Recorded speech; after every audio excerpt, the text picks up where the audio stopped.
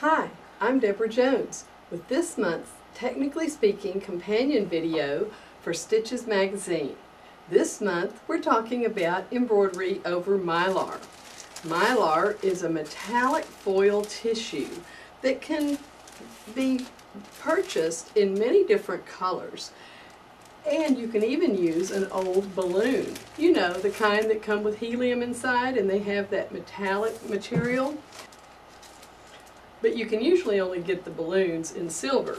When you purchase the metallic foil in the gift wrap department at hobby stores, and sometimes even at drug stores and other outlets, you can get it in these wonderful colors. And that lets you do great embroidery because you really only need a very small piece to do the metallic effect.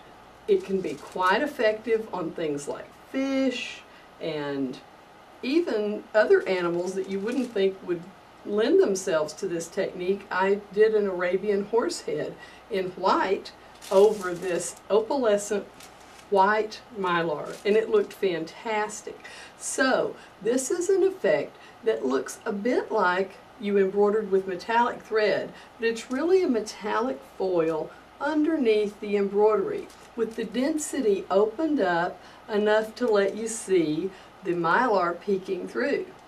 Now you don't want to use it on items that must be dry cleaned, so don't put it on a satin jacket. But anything that can be washed will retain its sparkle for about 20 washings. And of course, things that don't really get washed a lot, like baseball caps or guest towels, are an ideal use for this technique. Now let's go to the machine and see exactly how it's done.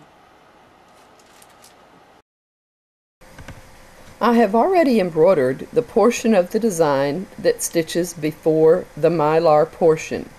Now I'm ready to place the Mylar.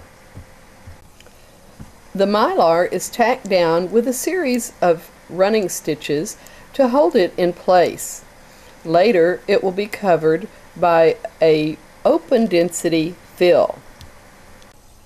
As the design stitches, the Mylar is being perforated. This will make it easy to remove it at the edges when the underlay has been completed.